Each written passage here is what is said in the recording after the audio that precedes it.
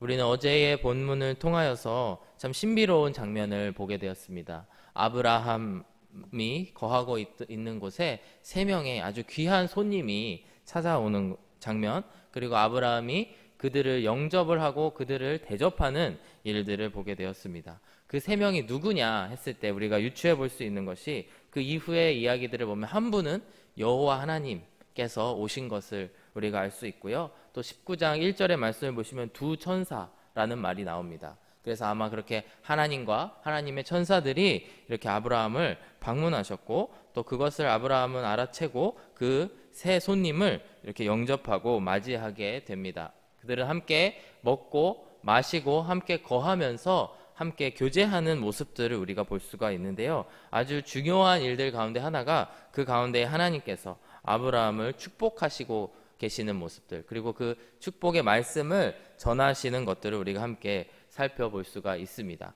어제와 오늘의 말씀을 통해서 우리가 창세기 18장의 말씀을 통하여서 몇 가지 정보들을 알 수가 있습니다. 하나님께서 어떻게 아브라함을 축복하실 것인가에 대해서 우리가 알 수가 있는데요. 바로 그 아주 중요한 일들 가운데 하나가 이삭이 탄생할 것이다 라고 하는 것을 알려주고 있습니다.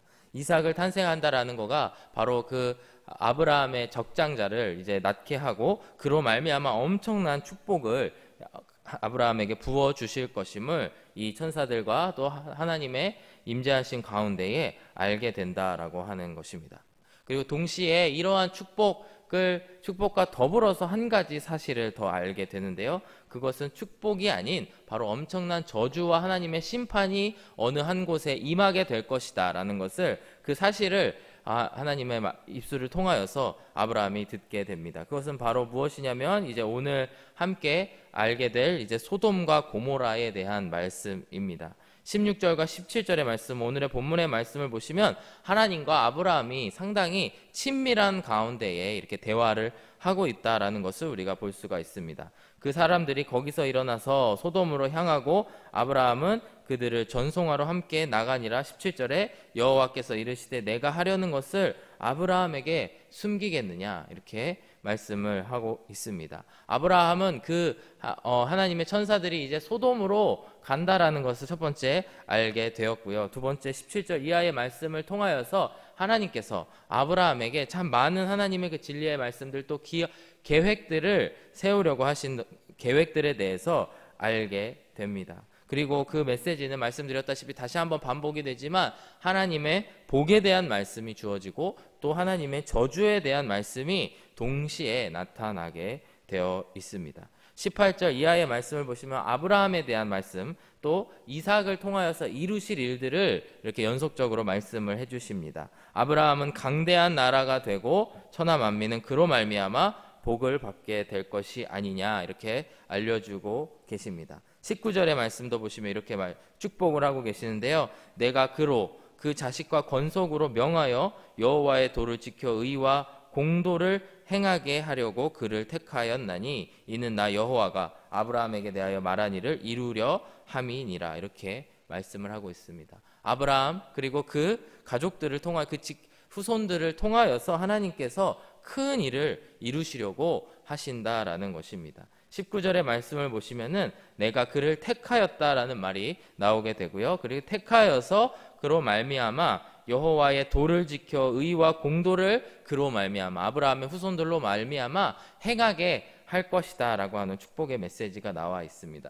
여기서 19절에 하나님께서 그를 택하였다라고 하는 말이 공교롭게도 야다라고 하는 그 동사가 사용이 되었습니다. 야다라는 히브리어를 아시는 분들도 계실 텐데요. 경험적으로 아는 것을 의미합니다. 어떠한 사람과 사람이 직접 만나서 글로 아는 것도 아니고 어떠한 말로 전해 듣는 것이 아니고 경험적으로 함께 식사도 하고 시간을 보냄으로 말미암아 알게 되는 그런 관계를 의미합니다. 하나님께서 아브라함을 택하셨고 그로 말미암아 하나님께서는 아브라함과 친밀한 관계 가운데에 나아가시겠다라고 하는 약속의 말씀, 그리고 그 계획에 대한 말씀을 하고 계시는 것입니다. 그 목적이 무엇이냐면 여호와의 도를 지켜 의와 공도를 행하게 하려고 하나님의 의를 그 민족으로 말미암아 세우시려고 하신다라는 계획을 말씀하고 있다라는 것입니다. 우리가 길이라고 하는 말을 자주 쓰죠. 나는 이 길을 가리라, 나는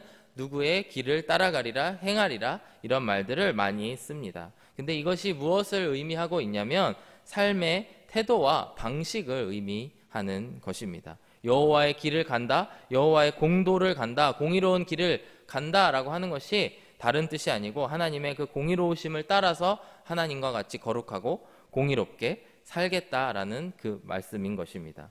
하지만 아브라함의 능력으로는 그걸 할 수가 없죠. 보시다시피 앞장에서도 아브라함은 사람도 배신하고 또 하나님을 실망하게도 하고 참 부족한 모습을 보여주는 우리와 동일한 사람들입니다.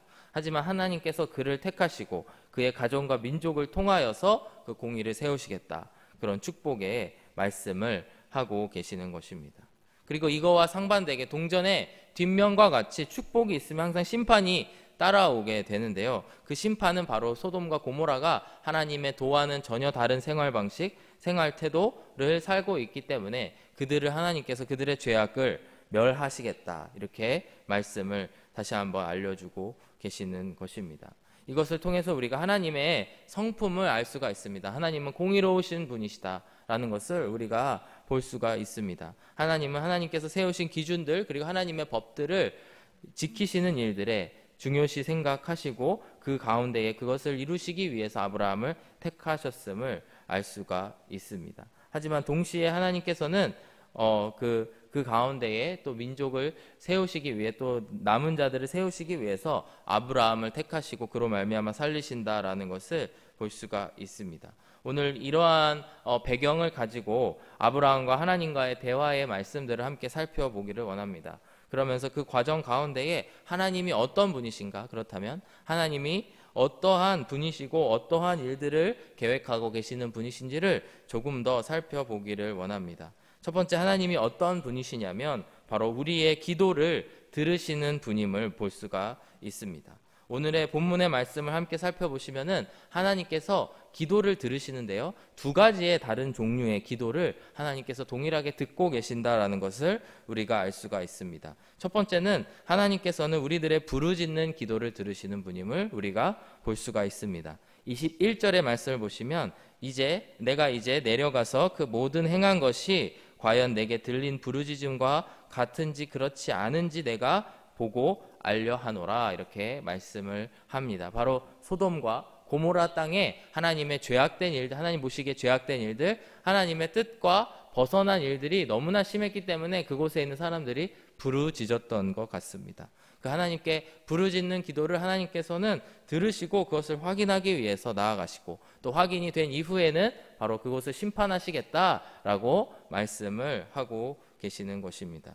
이와 같이 하나님께서는 우리들의 부르짖음, 우리들의 작은 신음과 속삭임에도 응답하시는 분이심을 이 시간 꼭 기억하기를 원합니다. 하나님이 안 계시는 것 같아 보일지 몰라도 내 주변의 삶이 소돔과 고모라와 같이 아주 희망이 없고 어두워 보일지라도 그 가운데에 하나님은 반드시 우리의 신음소리를 또 우리의 부르짖음을 듣고 계시는 분이심을 오늘 꼭 알고 나아가기를 원합니다.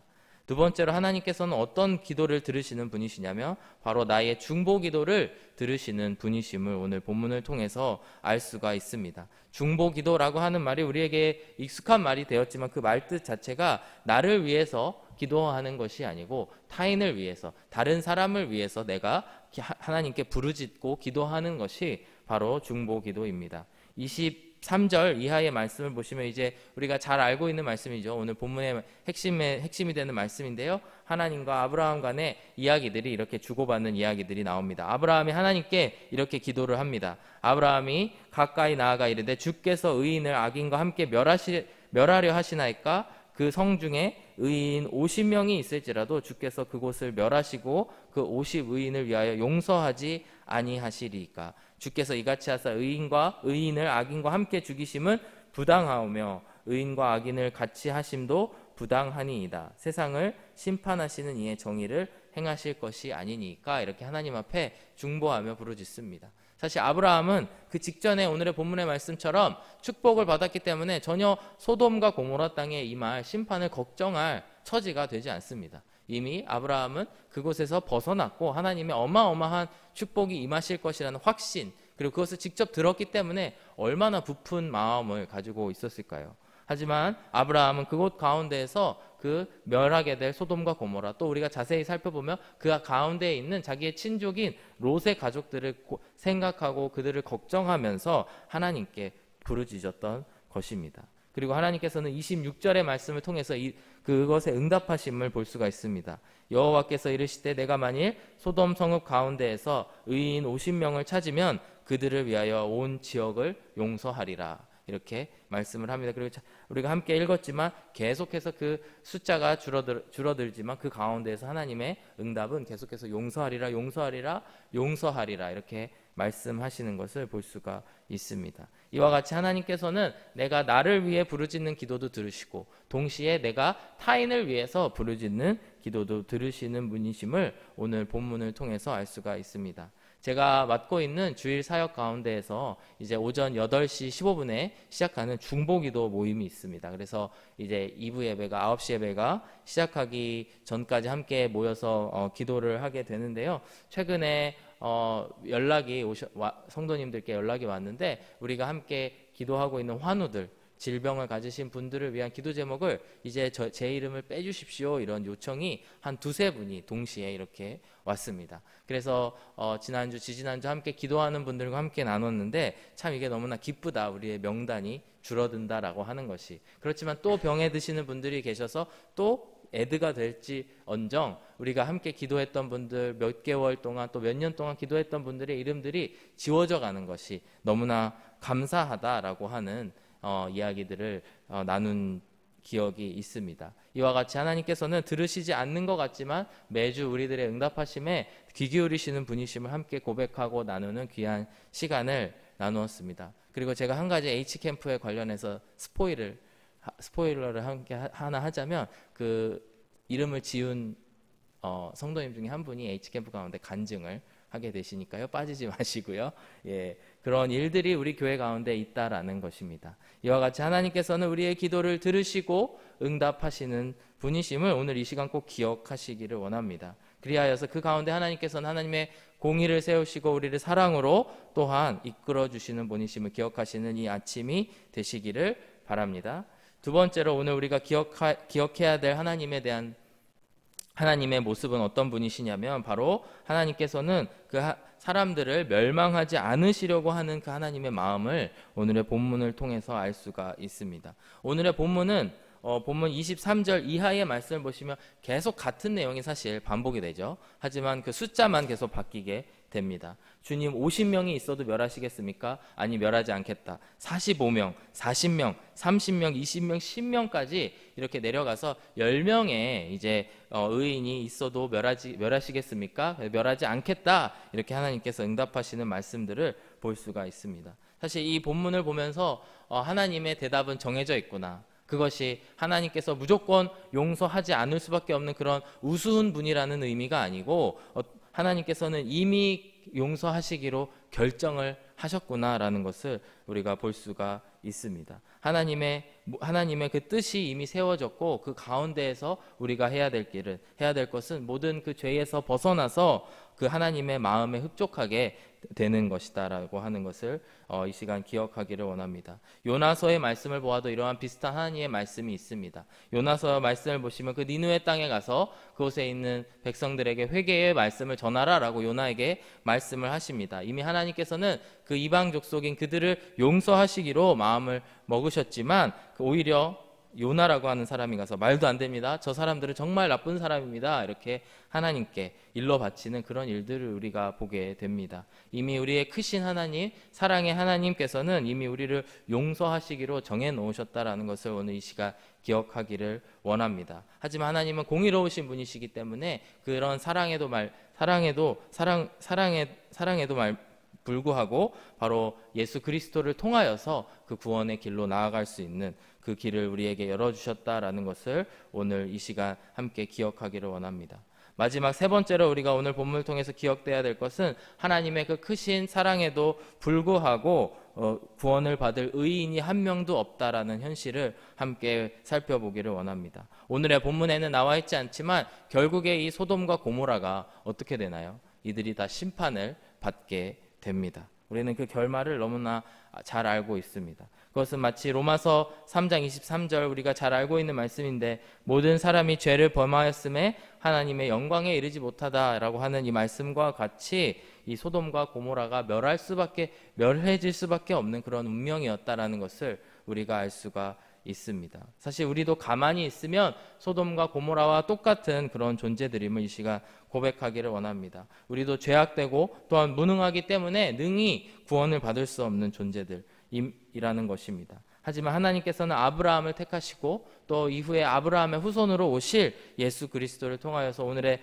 19절 본문의 말씀처럼 여호와의 도를 지켜 의와 공도를 행하게 하시려고 한다라는 것을 오늘의 말씀을 통해서 함께 묵상하기를 원합니다. 하나님은 우리를 사랑하십니다. 그래서 우리의 죄를 용서하시기로 이미 결정하셨고, 누구든지 예수 그리스도를 믿는 자들로 말미암아 구원에 이르게 하여 주신 분이심을 이 시간 기억하기를 원합니다. 그리고 그분이 우리의 기도를 들으시는 분이심을 꼭 기억하기를 원합니다. 그리하여서 우리 모두가 그 예수님을 따라감으로 말미암아 길이요 진리요 생명이신 주님만 따라감으로 말미암아 하나님의 공의를 충족시키고 주님의 사랑을 받는 저와 여러분들이 되시기를 이 아침에 축복합니다. 함께 기도하겠습니다.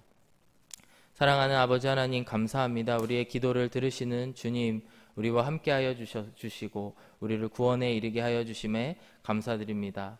사랑하는 주님을 오늘 이 시간 기억하기를 원합니다. 우리를 사랑하시고 우리를 용서하시기로 결정하신 주님, 우리가 그 주님의 뜻에 부합된 사람들 되게 하여 주시고 그리스도의 공로를 힘입어 구원의 길로 나아갈 수 있는 저희들 되게 하여 주시옵소서.